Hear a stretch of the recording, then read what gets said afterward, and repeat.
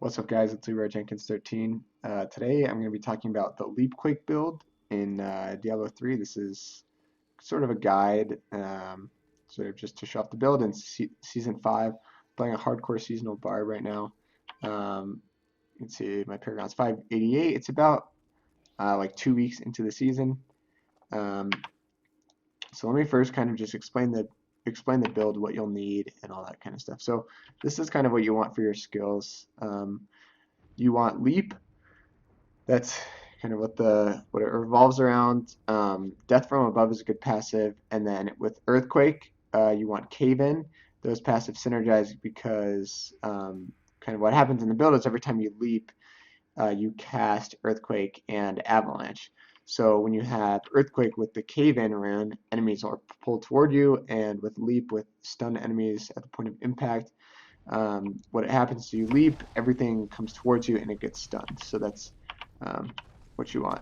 Anyway, then you want Ancient Spear with Boulder Toss, Battle Rage. You want Bloodshed on that. Threatening Shout, Falter. If you're taking too much damage, you can change this to some rune that um, actually gives you defense. Grim Harvest is good, or Demoralize possibly, but you shouldn't need that. And I'll kind of explain why in just a sec. So you want Falter, so they take more damage. Warcry at the Veteran's Warning, that's pretty standard. Then for your passives, well, if you're playing hardcore, you definitely want Nerves of Steel, so you're not dying. Earth and Might, this is going to be really, really important for your Fury upkeep, which is very important. Ruthless and Brawler just to deal more damage. And then I have a Hellfire Amulet with Rampage. Rampage is another good passive. So that's kind of the skills you want. Key items for this, you need a 6-piece like Pull of the Earth set. I don't know what this set is actually called, but the Leapquake set essentially. So you need 6 pieces of that. You want this belt, Dread Iron. This belt is really good because the legendary effect you don't actually use, Ground Stomp causes an avalanche. You don't actually use that, but you get the avalanche damage plus 4 other primary stats. Usually you get 3 other primary stats plus like the avalanche damage or something like that. So it gives you a free stat, which is really helpful. You want Scholar's Salvation. I don't know how to say that, but you want this. It increases your damage of your Ancient Spear, which is going to be a lot of your damage, especially single target damage in this build. And you need the Blade of Tribes. This makes it so both of these moves, Warcry and Threatening Shout, cause Avalanche and Earthquake. Everything else is pretty... Oh, you also need Focus and Restraint. This can be really important, and I'll kind of explain that again in a sec. Generally, the gems you're going to want are Bane of the Trapped, Esoteric Alteration, and Bane of the Stricken. Esoteric Alteration, if you're not in hardcore mode, you can probably trade that for something else. I'm not honestly really sure what you trade it for. Maybe Pain Enhancer, maybe Bane of the Powerful. I really don't know, honestly.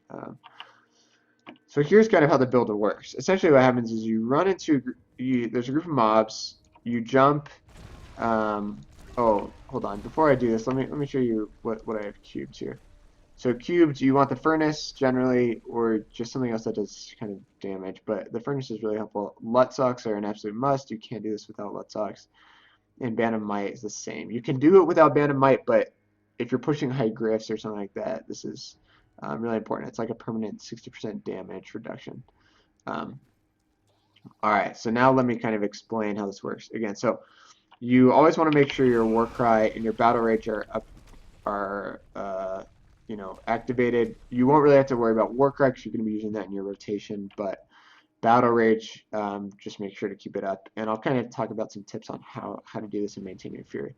So it's really important about this build. All your damage comes from your AoE, from your leaps, which cause the earthquakes and stuff. Same with Threatening Shout and Warcry, they cause earthquakes and avalanche. As you can see, this is the earthquake, those falling rocks for the avalanche. And then from your Boulder Toss, throws a boulder dealing 20% weapon damage for every point of Fury expended. So with your Paragon points, you want to make sure you have max Fury. That's really important for this. 50 max Fury. So I have 170 max Fury because there's another passive that gives you additional Fury. You don't need to use that, although you can. It's a possibility. Yeah, it's kind of just pick and choose what you want. For me, this is more helpful, the passives I have. Anyway, so Boulder Toss, when you have full Fury, does a lot of damage. So essentially what you want to do, then because of your 2-set, reducing the cooldown of Earthquake, Avalanche, and Leap, and Ground Stomp by 1 second for every 30 Fury you spend. After you've jumped 3 times, you're not quite at full Fury, but if you use either Threatening Shout or Warcry, it will put you at full Fury. Then you do Boulder Toss, and it will recharge your Leap cooldown. So let me kind of show you again if I were doing it quickly. 2 Boulder Toss, look, Leap's back off cooldown. So you can just permanently kind of do this. You know, that's how you use Warcry. And so you want to alternate, obviously, between using Warcry and Threatening Shout, so your Leap comes off cooldown. Every once in a while, you'll want to use Earthquake as well. It's not going to give you as much Fury. It's actually, I think you're going to lose 5. But anyway, you're going to want to put it in your rotation. But these two are more important. You don't really use this. This is important for the rune, really. Okay, Battle Rage, good way to keep this up is this costs 20 Fury. So you don't want to be at max Fury, use Battle Rage, then you lose it. Generally, what you want to do is if you see it's kind of coming to the end of cooldown, or if you've missed it and it actually it's not activated anymore, you want to leap, do your leap combo, then activate Battle Rage, and then Threatening Shout, and then Warcry, either one, and then you should be at full Fury. I'm not now because I'm not actually hitting any mobs, but that's generally what will happen. Okay, so I'm just going to go into a greater it, and I can just kind of show you how this works. This is greater at 50. With this build, I've gone to 67. I couldn't quite complete 68, but that's mostly because my gear is pretty bad. I think I just got these Ancient Shoulders. I think besides that, I have 2 Ancient items. So like I jump into these mobs, I pull them all towards me. I'm almost full Fury, so I use Warcry, and then I right-click to do my Boulder Toss, and pretty much everything dies. And again, this isn't super high level, but this is higher than Tournament 10, so as you can see, you can very easily solo T10 with this build. Another important thing to note is that you're running Focus and Restraint in this build, and as you can see, they're both up now, but they're about to go on cooldown, but that's because I'm not in a big pack. But let's get a big pack of enemies, and I'll kind of show you why that's important. Again, I'm going to kill everything pretty fast, but generally in a higher rift, you would do that combo, and not everything you would die, so you'd have to do it again. And, I guess because I didn't hit anything with that Boulder Toss, it didn't come back up cooldown. But you can permanently keep Focus and Restraint, the buffs from those up at all times, if you're essentially doing your combo correctly. One thing also to note, which I didn't really do correctly there, was that Warcry has a longer cooldown than Threatening Shout. The cooldown is twice as long. So what you should be doing is if both are off cooldown, you want to be using the Warcry first. The reason for that being is just Threatening Shout is up more often, so you want to put Warcry on cooldown as soon as possible so that it will have enough time to essentially come back on cooldown for when you need it. The worst thing to happen in this build in higher greater rifts, and it will happen generally, maybe honestly if I took that passive that gives you more Fury, it wouldn't, but just with the setup I'm running, it does, is eventually you're going to hit a scenario where you don't get to max Fury and you're not going to be able to recharge your Leap. There I just messed up my cooldowns, and you can see if you mess up your cooldowns, it's pretty dangerous in this build. You can't do anything because everything is literally on cooldown. So another thing I want to talk about is using Leap effectively. I've seen a lot of people run this build, and a lot of people I just see using Leap incorrectly, honestly.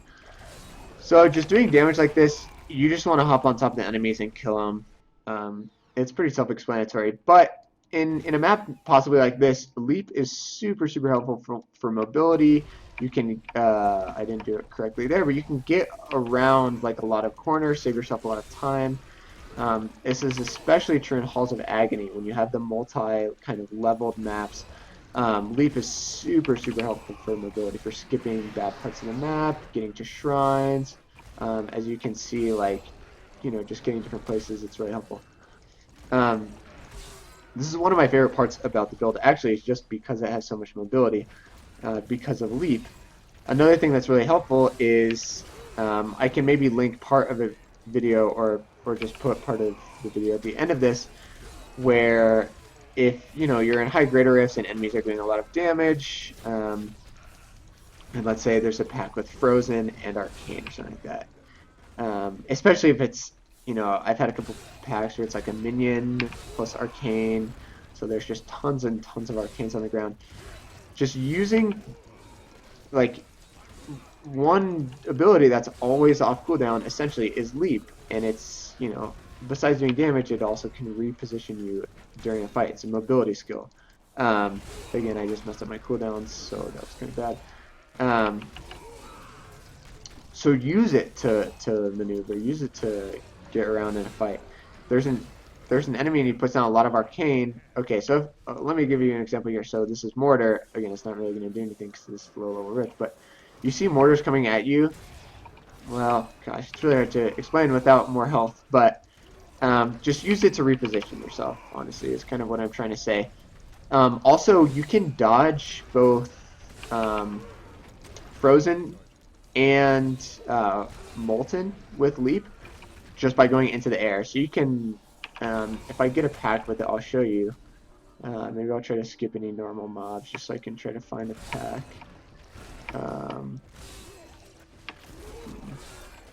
Gonna have to kill some. Alright, what's this? Okay, well, these guys don't have it. Well, we're just gonna end the rift, but you can literally just jump over like the Molten. So you see Molten on the ground, you see Molten on the ground, you maybe do 2 for damage, you kind of wait, and then you leap over the Molten with the third one. You can avoid taking the damage. Bosses like this too, obviously you can't dodge that, at least not to my knowledge, but okay, so I did just dodge it there, actually, I think.